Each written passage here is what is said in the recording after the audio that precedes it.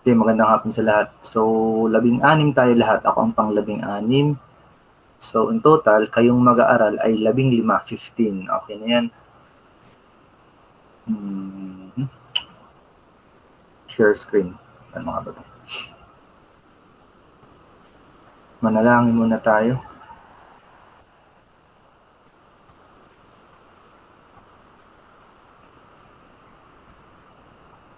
Ay, walang title pala.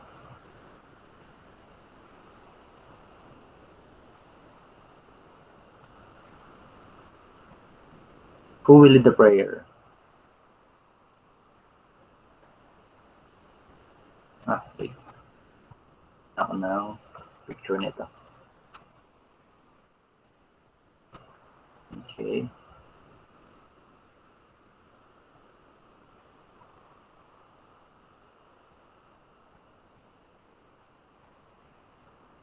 Who will lead the prayer?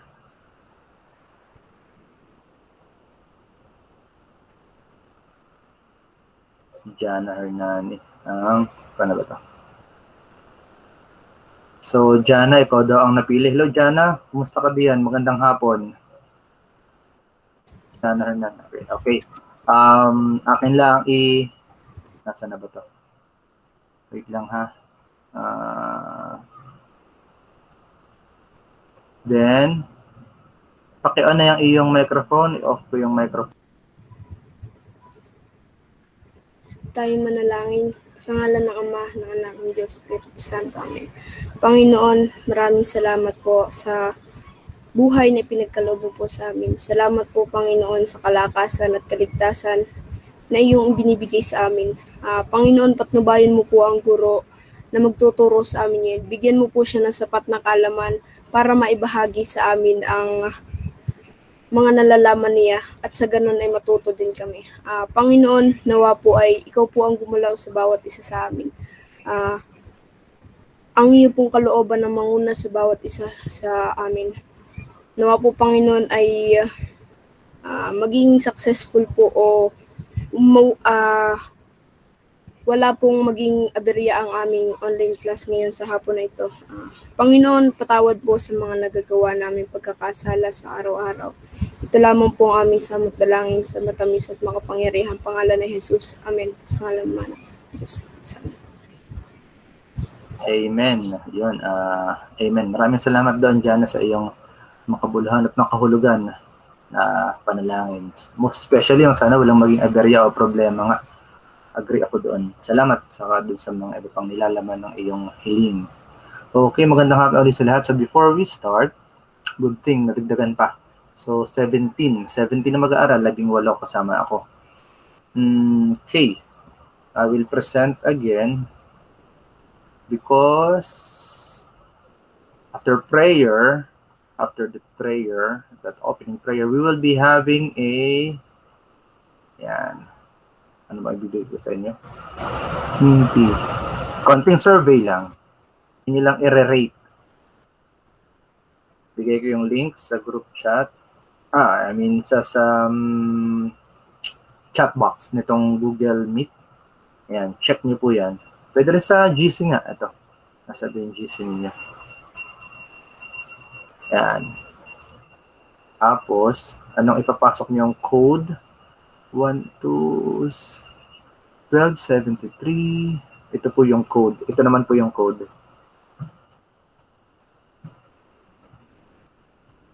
Twelve 1273 8709. 8709. Yan po yung code. Ipasok nyo dun sa minty.com. Sagutan nyo lang yung maiksing survey doon. I-rate niyo. Scale nyo. Yan. Bigay ko dito. Alpha.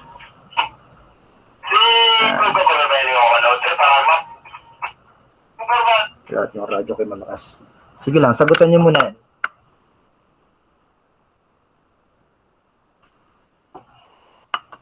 Sir, ang ano po? Okay, sana na-access niyo han ano ba itsura niyan?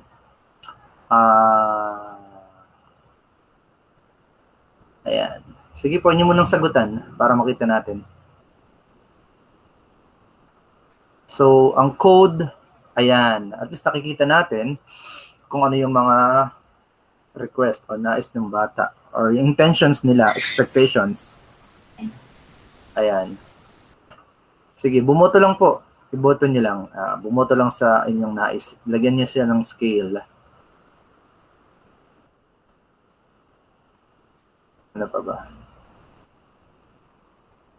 Nakaboto na kaya lahat?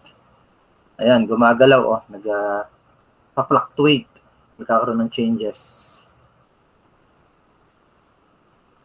So marami na nag-expect ng guessing time, pang guessing time han mapapansin natin.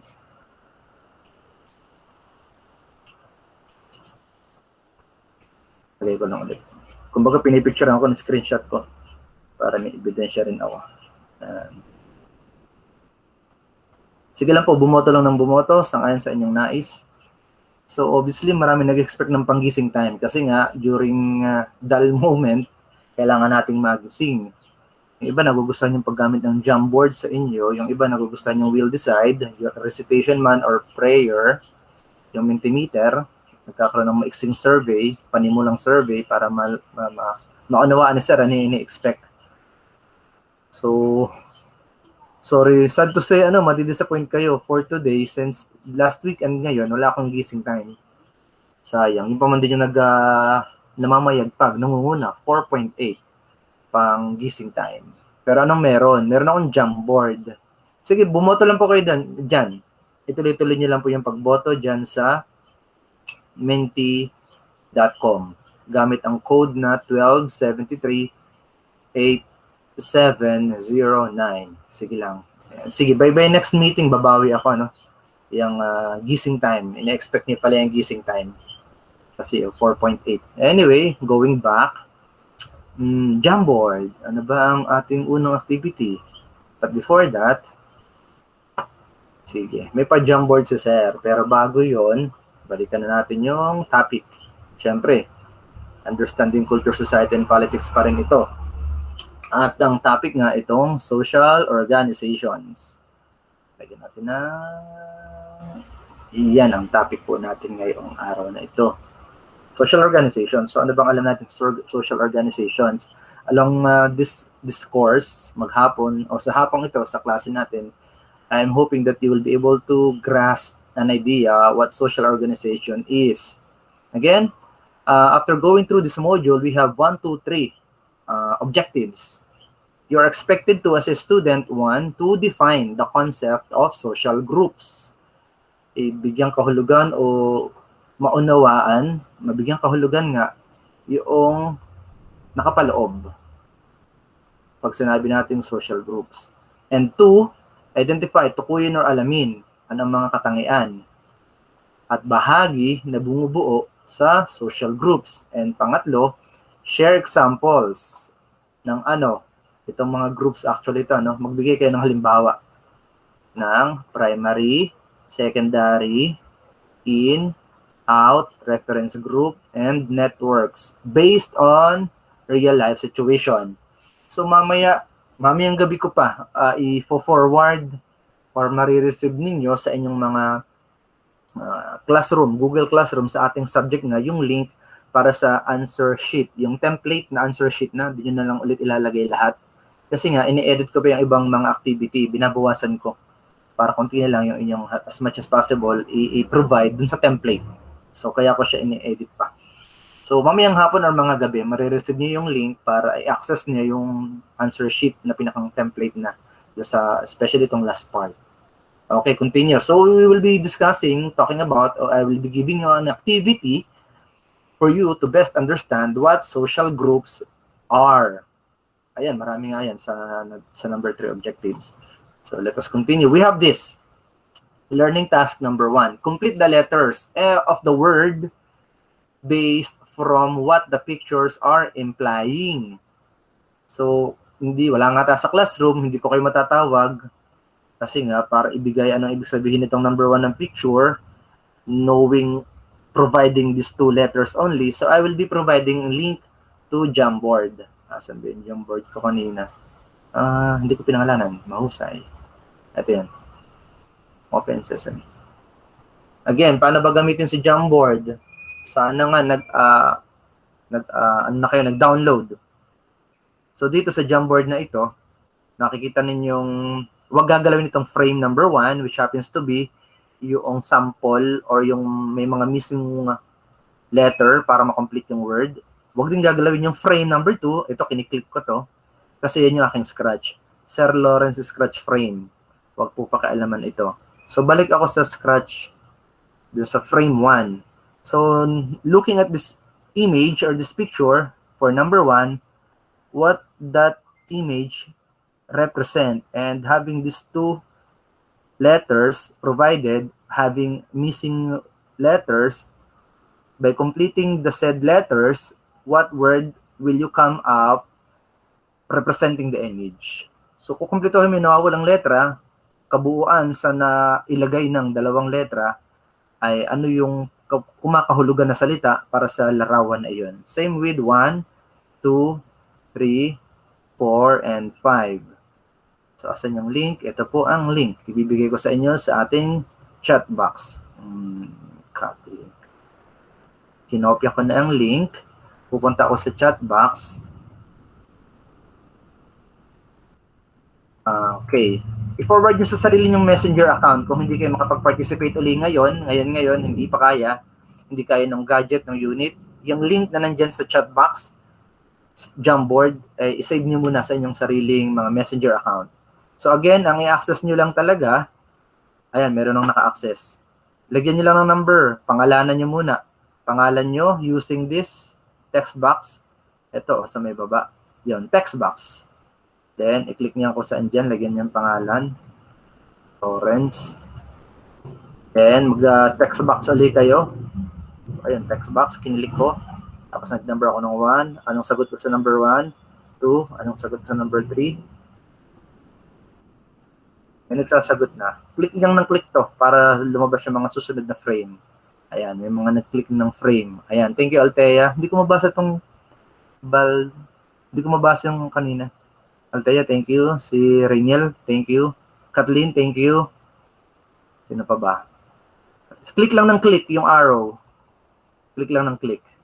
Sige po. 1, 2, 3, 4, 5. So yung larawan, saan siya, anong kahulugan ng larawan? Knowing na provided na yung mga letters. And pupunuan mo na lang ano yung mga other letters pa. Ano pa yung mga ibang letrang kailangan para makumpleto yung salita at makabuo ng sang-ayon doon sa imahe or larawan. Sige na po. Huwag niyong gagalawin yung 1 into na frame. Huwag ding i-click. Huwag i-click ang clear frame, please. Huwag i-click. Huwag ang clear frame. Huwag i-click. Ito lang arrow sa my right side.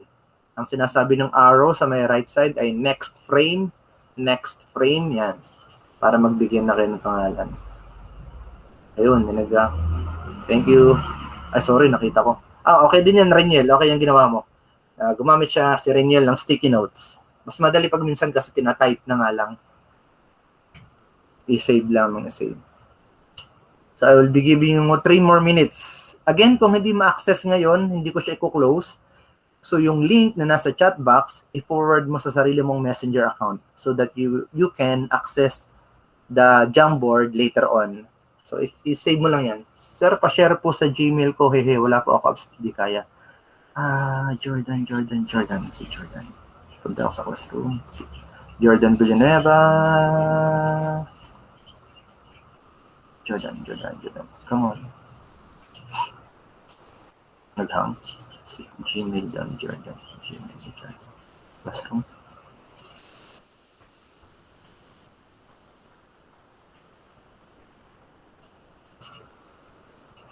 Last 2 minutes, people.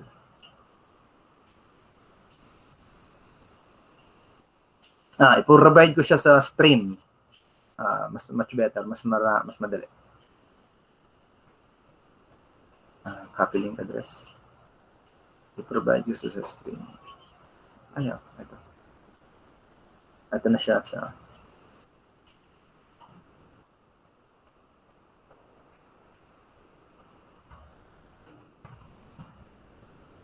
using Jamboard. May 24. Ayan, nasa stream na siya. Nakapost sa wall ng classroom natin. Ayan po. Nakapost sa wall ng classroom natin. Sige na, Jordan, para may access mo later on. So, last minute about this activity. Oh, may bumuboto pa. Thank you, may bumuboto pa sa Mentimeter, menti.com.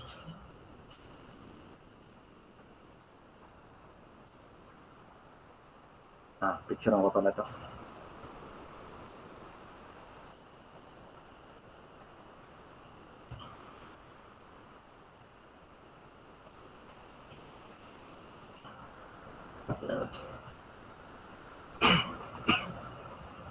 Oops, nakikita yata ng iba yung sagot. Anyway, thank you. Malapit na. Last minute. Again, hindi ko siya close para syempre may participation kayo sa e-class record ko. Kaya kahit hindi man kayo nakapag-participate at this moment, later on, basta i-access nyo lang yung Jamboard link. Thank you. So I will be going and providing a new link, another Jamboard activity. Ang dami nating pa-Jamboard. Ang daming pa-Jamboard ni Sir. Ano ba? Ito. Ito ba? Hindi ko alam ang aking ginawa. Ito yata. Nga, ito yan. So I will be providing another link. Sagutan niyo lang po ng sagutan. Copy. I will go to our chat box. Jordan, ipo-provide ko po doon for everybody. Ano naman yung another Jamboard. Another Jamboard will be look like this. Yan. Ganyan yung itsura niya sa frame 1. Sa frame 2, again, akin po yun. Anong ginawa ni Sir? Gumamit ako ng sticky note. Kasi, again, go back to frame 1. Sa kauna-unahang frame, di ba tapos na tayo sa unang gawain, yung kani-kanina lang, may mga images, 1, 2, 3, 4, 5 images. Pinunuan nyo yung letra, nakabuo kayo ng salita. Okay, again, sa learning task number 1, may mga image, 1 to 5, 1, 2, 3, 4, 5 images. May mga provided na letters, pero para makumpleto yung word, kayo ang nagbuo noong salita corresponding to that pictures. Ngayon, dito sa learning task number 2, complete the sentence below. Based on the previous activity, we have 1 and 2. The words that I formed were blank and blank. And number 2, I can relate to the pictures above because, so again, create kayo ng sarili nyong scratch. Yan, huwag galawin yung scratch ko. Pwede kayong mag-click uli dito sa sticky note. Itong baba ng cursor arrow. Sticky note ang tawag dyan. Yan ang lalabas. Ito ang sagot ko sa number 1. Yung blank na lang ang sagutan ninyo. Words na lang. Words. Blank and blank. Ang haba, di ba? Then, sa number 2, ito ang sagot ko. Blank. Words and words. Words and words. Tapos, isave mo. Pupunta lang yun dyan. Tapos, ito naman yung sagot ko sa number 2. Words and words na lang. So, meron akong sagot sa 1 and 2. Ito yung sagot ko sa number 1. Ito yung sagot ko sa number 2. Ida-drag na lang ni Sir yan o kahit kayo ang mag-drag. So, yun yung sagot ko sa number 1. Ito yung sagot ko sa number 2. Always go back to frame 1. Ayan yung frame 1. Kaya ngayon ko pinapagawa itong learning task or activity para maging interactive. Wala mang guessing time. Meron man tayong interaction / participation. Bawas na rin sa gagawin ninyo for the whole week. Kabawasan na yan. So, kung ngayon ko na siya pinagawa.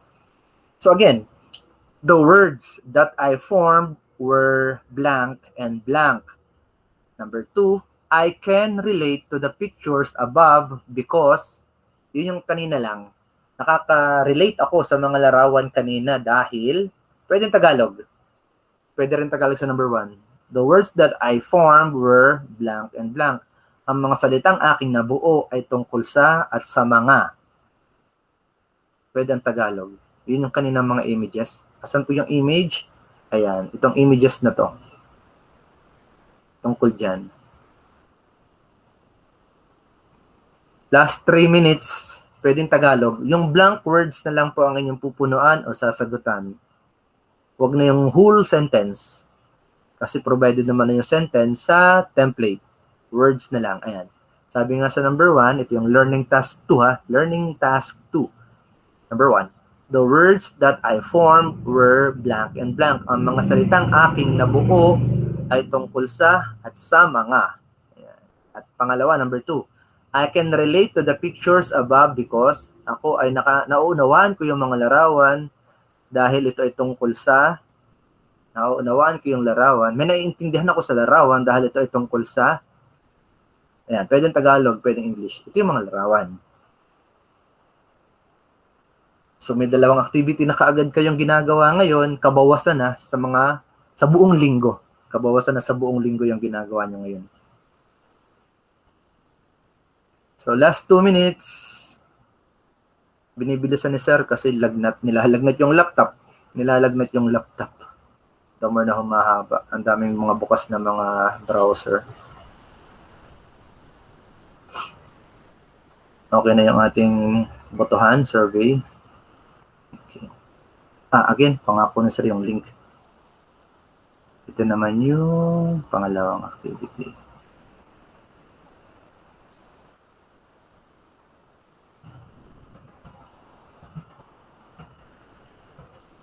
Jamboard.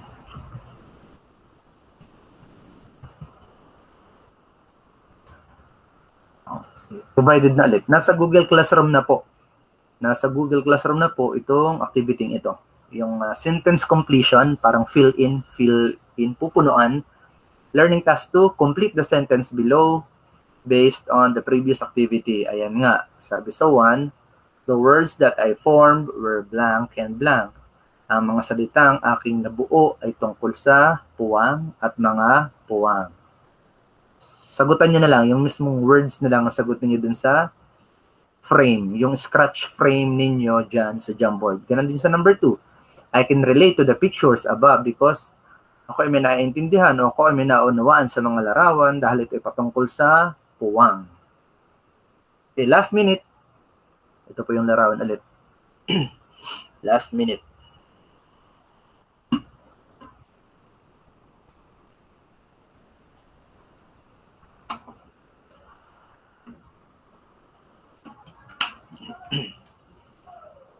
Okay, what else? Anyway, okay na may close ko na yan kasi alam kong na-access pa rin ninyo. Yung nga lang, baka hindi kayo makasabay. Anyway, again, na-access ko po yan. Diyan nyo lang yan. Mag-add lang kayo ng mag-add dito sa may right side. Kumbaga, next frame. Ayan. Parang mas maganda pag may established pen, yung pen. Kaya kay Aldous. Thank you, Aldous. Readable siya. Nababasa. Thank you, Britina. Thank you sa mga nagpa-participate on. Nababasa naman. Anyway, I will move forward na tayo. Continue ba? So, yan na tayo muna. Okay, 18 students. So again, we are done with that. Okay, in this part of your journey, we provided something for you to read to deepen your understanding about the topic, about social organizations. Please do it with comprehension to discover knowledge that will help you out in dealing with the next phase of your quest. So we have here concept of social groups. So pag may naunawaan ka sa concept, may sagot ka na kaagad, natumbok mo na yung kaninang objective na una. Define the concept of social groups. Everyone belongs to a group. Walang hindi, walang putok sa buho. Kahit nga sabihin natin putok sa buho, kawayan, you are belong to that kawayan. Mapapansin natin, sa concept ng social group, yung kaunawaan, pag sinabing social group, the word itself already elaborate and describe what this discussion will be all about. Tungkol sa grupo, tungkol sa social, mga tao, society or social, tao nga, social groups. Everyone belongs to a group. Your race, gender, favorite sports team, your college or colleague, even the place where you were born were all examples of groups. Sometimes, groupings are determined by factors related to who we are. Ayan, we belong to, lahat ng male, kaliwa, lahat ng female sa kanan. Sa mga questioning or confused, sa gitna. Di ba nga, LGBTQ, questioning yung Q. May pagdududa sa sarili, saan sila nabibilang, dun muna sila sa gitna. So you can see already, may categorization, may pagtutumpok or paggugrupo-grupo sang-ayon sa kay nabibilangan at saan nabibilang. But in many other cases, they arrive in a somewhat arbitrary fashion. Mayroong lilinaw, may kaguluhan tayo, may pag-uusap, may kaguluhan. In school, you would likely associate with classmates who share the same interest as you do, like having a common hobby or sports affiliation, or even fashion sense, or even love of a certain type of music, mga K-pop, Korean drama. You will not belong yourself, hindi ka babarkada or tutropa sa hindi gusto ang trip mo. Mahirap nga yun. So, hindi mo siya kagrupo. In that sense na you don't share the same likes. So, you cannot be somehow correlated na mai-involved at related ka kaagad doon. Hindi. So, masasabi nga natin, pag sinabing, anong section ka? Yan. Ano ka? Modular online. Oy, kagrupo ka. You belong to grade 11 online students. So, doon pa lang meron ng pagtatakda ng kinabibilangan. What is a group? A group is composed of 2 or more persons interacting with each other and guided by a set of norms. Guided, yes. Para madali nating mainawaan, ano ang grupo? Guided by a set of norms.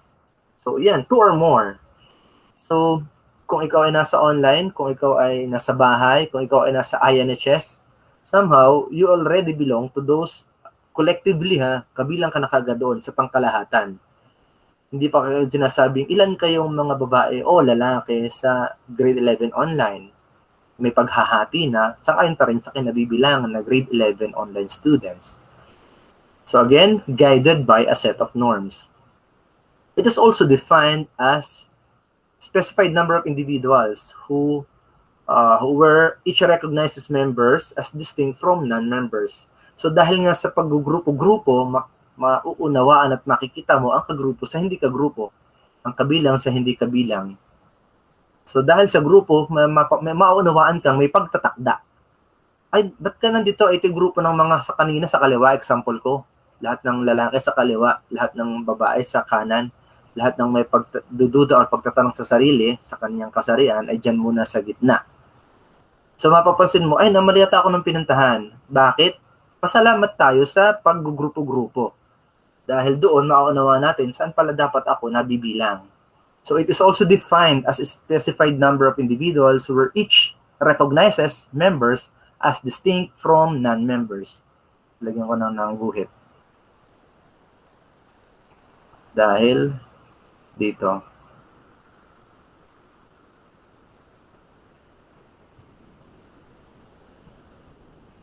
Dahil dyan. Hindi ako kabilang dun. Sorry, dito pala ako sa kabila. So mapapansin mo, that is the purpose. What is a group? Composed of 2 or more persons interacting with each other, guided by a set of norms. It is also defined kasi nga each recognizes members as distinct from non-members. So ito yung basic classifications naman ng social groups. Again, may assessment sa dulo. Pagkatapos na itong discussion, ang deadline uli ng assessment ay bukas pa naman ng ating gabi. So we have number 1, primary groups. Hindi siya kaya siya nasa number 1, obviously, being the primary, nangunguna, numero 1.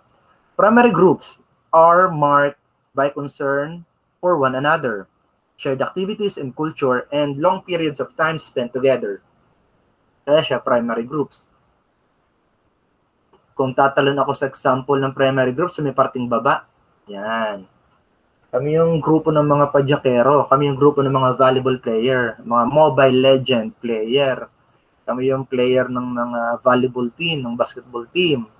So mapapansin mong specifically kabilang doon kung doon ka kabilang o kasama, doon ka naglalaro. Kung ganun yung laro mo, doon ka at ka-team, kabilang mo, primary group mo yon when it comes with that sports.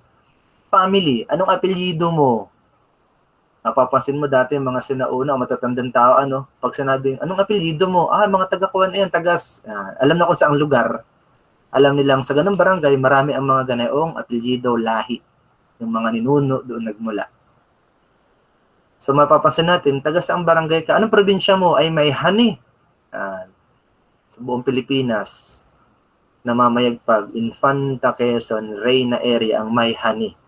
So village, halimbawa, or neighborhood, yun nga, may honey. They are influential in developing an individual's personal identity, ang purpose ng primary group. The goal of primary groups is actually the relationships themselves rather than achieving some other purpose. So, nakafocus ang primary sa relasyon. Kasi kung babalikan ko yung sample groups na family, doon, again, ito yung ating informal schooling natin, natuto tayo ng tama at mali, informal. Kasi informal, sa bahay, walang grade. Ay, anong grade mo anak? Hindi ka nagligpit. 75 ka. Hindi Sa school, formal. Formal schooling, formal learning, formal knowledge. Ang informal schooling, informal learning ay sa bahay. Kasi nga, wala mang grade, walang mark, walang pagmamarka, walang rubric sa bahay, pero meron ka diyang natututunan. Kaya nga, kasama ang family sa primary group. The goal of primary group, again, is actually the relationship themselves rather than achieving some other purpose. The examples of a primary group, but not limited to, be your family in childhood and close friends. Kasi nga, wala siyang ibang layunin, kundi makabuo at mapagtibay yung relasyon. The concept of the primary group was introduced by Charles Cooley in his book, Social Organization, A Study of the Larger Mind. So, ganun kahalaga yung primary groups. Knowing, gamitin natin yung example ko na, ito yung informal schooling, informal learning natin. Yung emotion mo, yung pakikipagbulihan mo sa kalaro during your early childhood days, it teaches you a lot. How to handle emotions, paano mo siya titimbangin, paano ka mag-a-attitude. It has something to do and you will always go back. Ano bang kinagisnan ko at kinalakihan ko ng bata ako? Kung mapapansin mo ay, saan ako namulat? Anong kinamulatan ko ba? So, primary groups, especially family, village, it teaches and tells some things a lot. Who we are, what we are now, what we are today, it has something to do with our, and first and foremost, primary groups. Ganun siya kahalaga. Next, secondary group. Secondary relationships involve weak emotional ties. Secondary group nga lang, and little personal knowledge about the other. Hindi mo ka hindi mo ka barangay. Saan kayo nagko-connect? Sa pagiging parehong taga-infantahin. Kabayan, kasi kababayan mo, pareho pala kayo ng bayan pinanggalingan. Kung pala taga-infanta, taga-real ka pala, taga-nakar, malapit na sa atin. Magkalapit lang pala yung bayan natin. So, secondary relationships involve weak emotional ties. Ito yung tawagin ay casual or civil. Yung mga simpleng, hi, hello, kumusta? Yung ganun batian ba? Walang malalim na pagkakakilanlan sa bawat isa. Hindi alam kung ano ang nangyayari along the way ng buhay mo, pati yung buhay din ng isa ng kabila. Kasi nga, nagkataon lang na kayo pareho ng probinsya o kayo pareho ng bayan ng Infanta, Real, or Nakar. So mapapansin mo, involved weak emotional ties and little personal knowledge of one another. Yun yung secondary groups. Highlight natin tong sample. Yan yung sample. Nation. Pilipino ka kasi nakatira ka sa Pilipinas.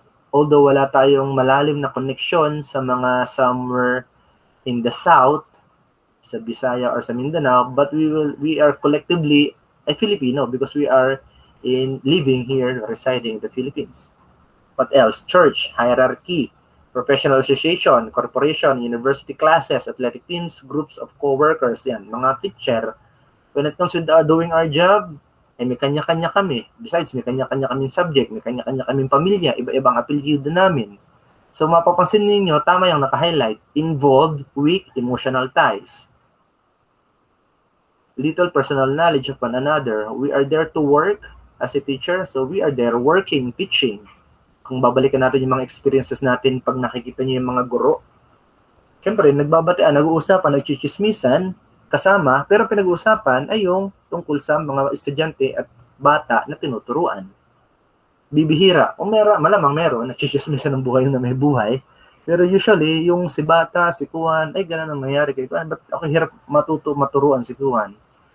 So usually, ang pinag-chismissan ng mga guro, the word is chismis kasi ang ginamit ko, ano? Eh syempre, yung tungkol sa trabaho nila. Kasi nga, secondary relationship, yung pagiging nasa isang eskwelahan at trabaho.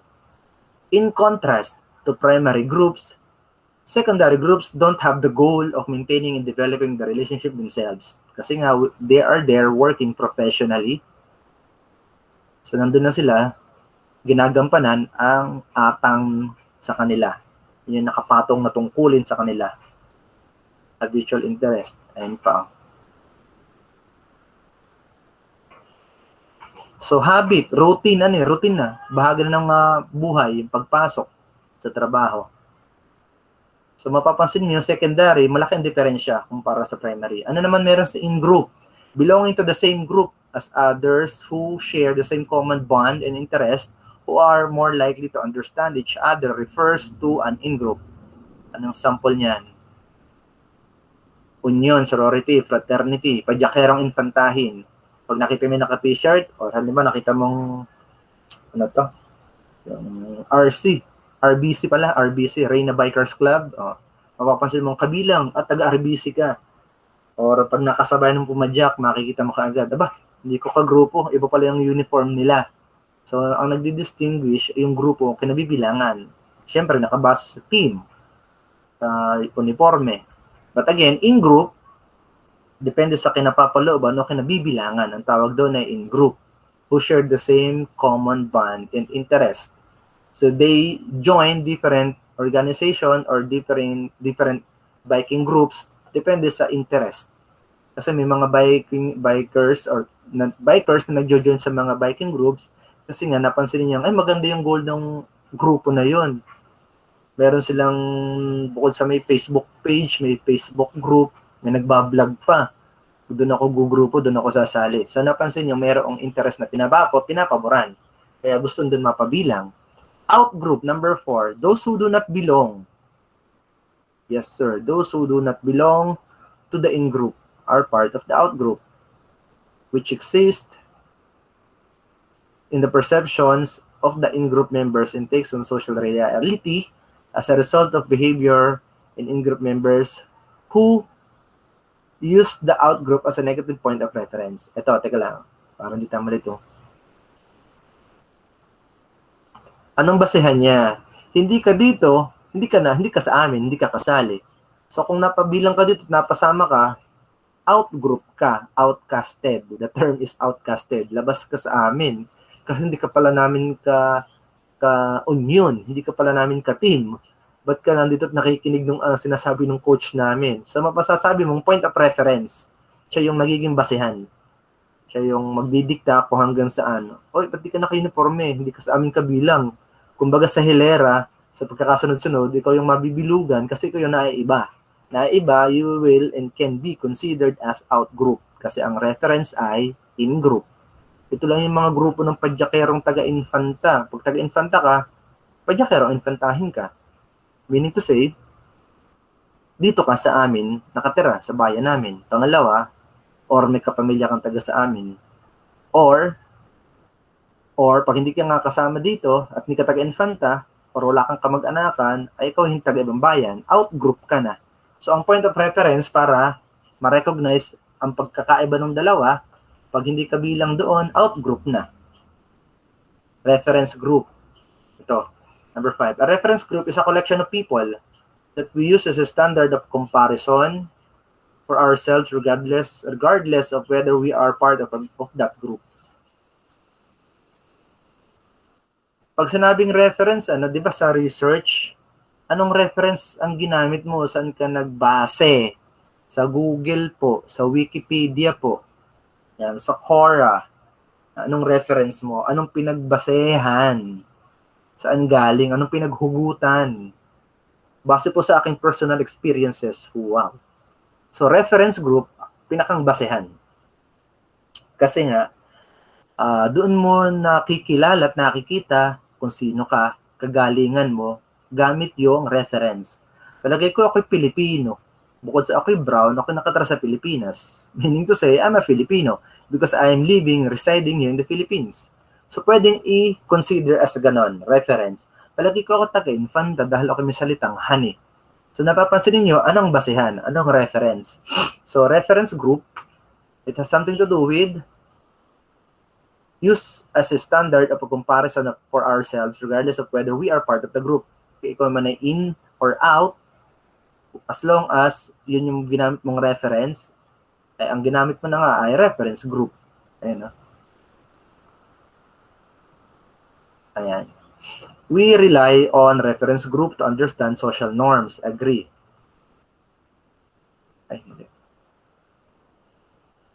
Which then shape our values, ideas, behavior, and appearance. So, mapapansin mo, ba't gano'n ang pormahan? Ay resulta, epekto ng K-pop, K-drama. Bakit gano'n yung mga pormahan? Gupit ng buhok, pagkakakulay sa buhok. Kasi nga, ang point of reference niya ng ganyang pormahan ay yung iniidolo niya. So, we rely reference groups to understand social norms. Anong pauso to? Ba't nagka-Becky language? Yan. Kasi may mga Becky, they are existing. So, for them to communicate with one another, they created the gay lingo, Becky language, which then shape our values, ideas, behavior, and appearance. So, depende nga sa kanabibilangan mo. Kumbaga nga, kung ano ang, ito kasabihan dati yata ni Freud, sa psychology, sa psychoanalysis, tell me your friends and I will tell you who you are. Sabihin mo sa akin kung sino mga kaibigan mo. O sabihin mo sa akin sino mga kabarkada mo. Sabihin ko kung sino o ano ka. Bakit? Ay kung nagagawa ayon ng mga tao o grupo ng kinabibilangan mo, hindi pwedeng ganayon ka. Kasi hindi mo i-grupo ang sarili mo kung hindi mo trip ang trip nila. So sabihin mo sa akin kung sino mga kaibigan mo at mga trip nila, ay ikay ganayon na rin. Kasi kaibigan mo sila. But not all the time. Hindi siya pwedeng sarado. Nagbabago naman kasi ang tao. But anyway, what I'm trying to point out, reference group, kasi nga, to understand social norms, which shape our values, ideas, behavior, and appearance, it has something to do with paano natin ibilang ang sarili natin. Saan mo ibinase? Anong basehan?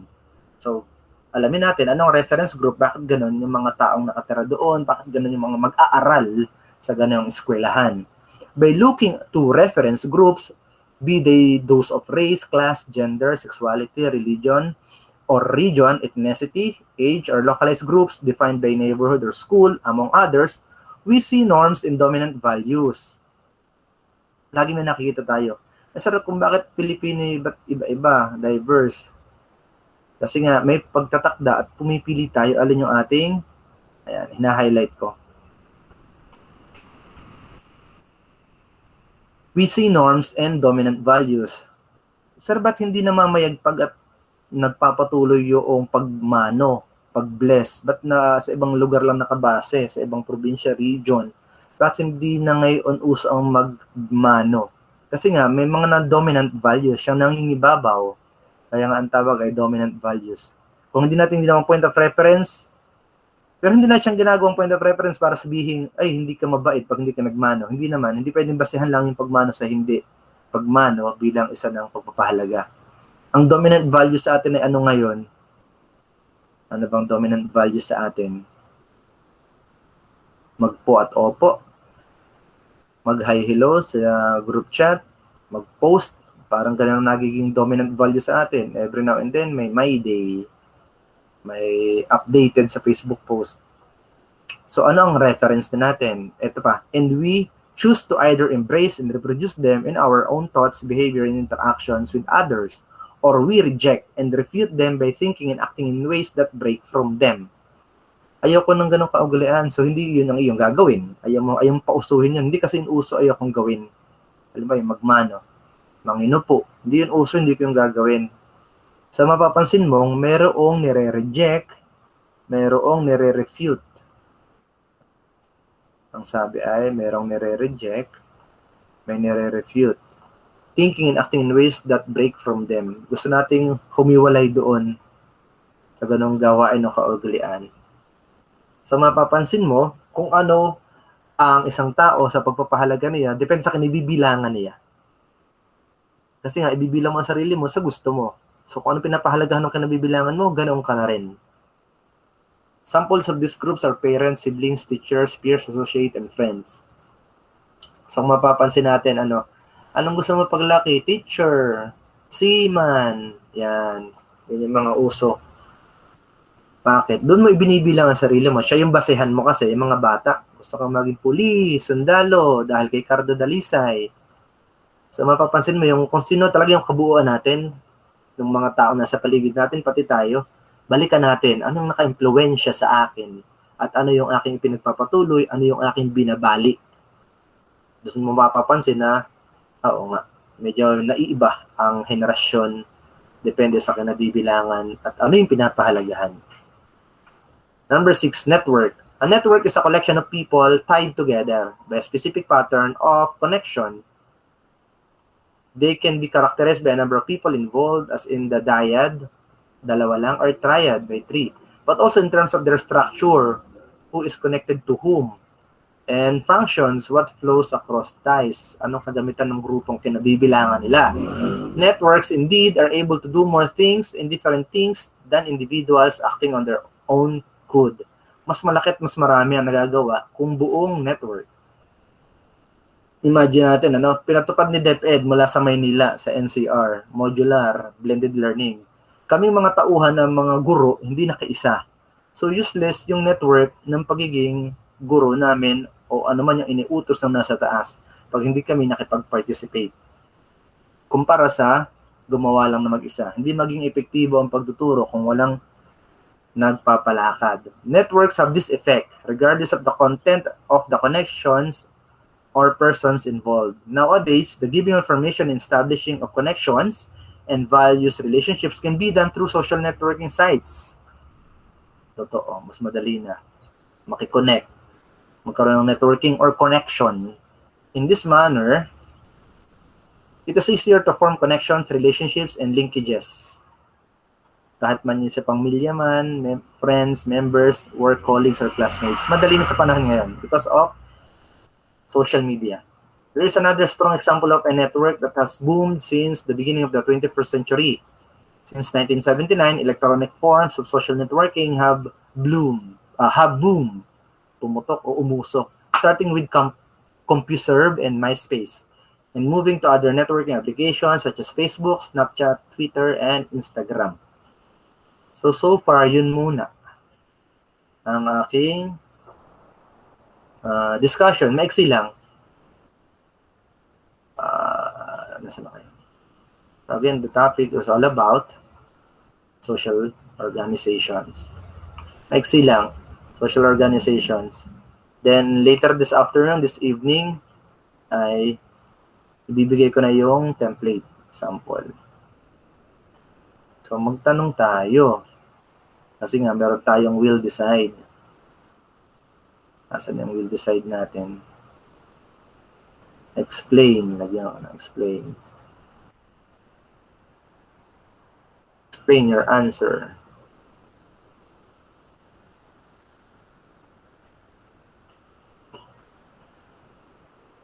Ba't ko kinalose?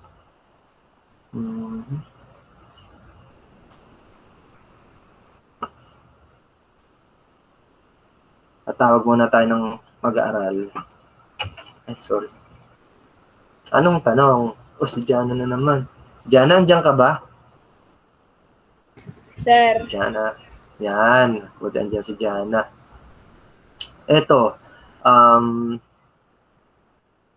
Define the concept of social groups. Number 1 objective. Tingnan natin. Pati yung iba humanda na. Define the concept of social groups. Ano ba ang naunawaan mo na o ano sa iyo ang pakahulugan pag sinabing social group, Jana?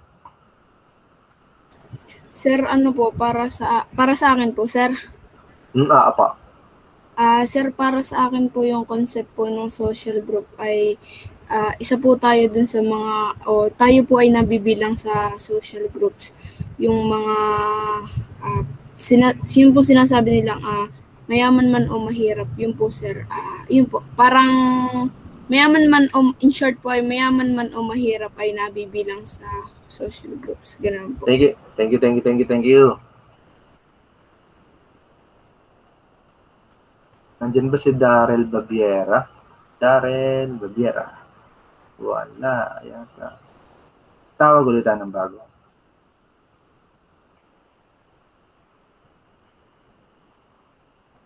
Maricar Miranya.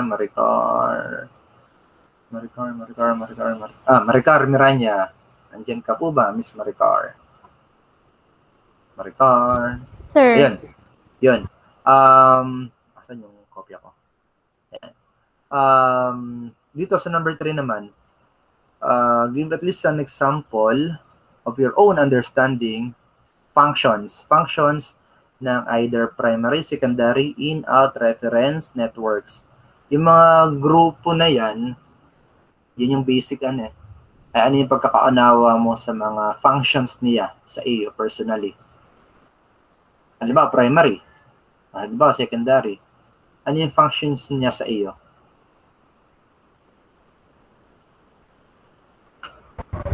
Sir, sa tingin ko po ay para po makilala kung saan ka nabibilang. Saan yun papasok yung ganoong pagkakaunawa mo? Primary, secondary, reference, in, out, or networks? Yung saan ka nabibilang?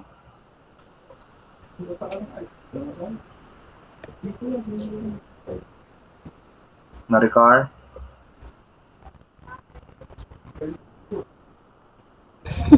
Hindi ko sure, sir. Yun lang po yung pagkakaunawa ko parang saan. Sige. Next. Last one. Last two. Kung saan ka nabibilang daw kay Maricar. Andyan si Shane Ramilo. Shane. Wala, isa pa.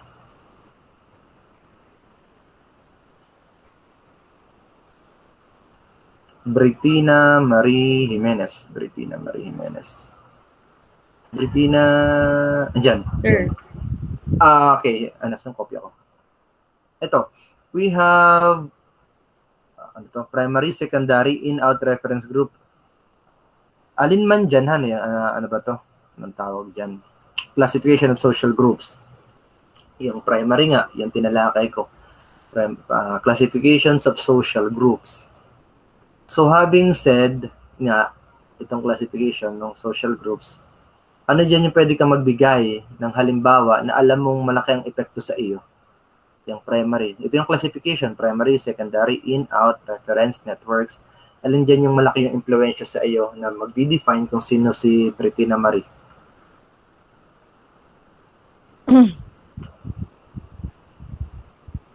Sir, paulit nga ng tanong ako, nalilito. Alin dyan sa mga classification ng social groups? Yan. Ito kaya, classification of social groups, ang magdi-define sa iyo kung sino si Britina. Yung naging malaking impluensya, alin dyan? Sir, siguro po sa sa primary po. Primary dahil ano ba yung mga kasama sa primary? Sir, yung pamilya, ganyan po. Tama po ba yung mga ganyan? Yes, at least hindi kayo naantok. Isa pa, thank you, Britina. Thank you. Isa pa. Last Sige. one, thank you.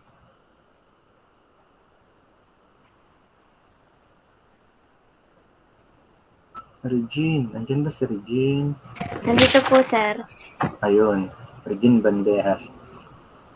Nasaan yung kodigo ko? Characteristics, focus ako dito. Characteristics of social groups.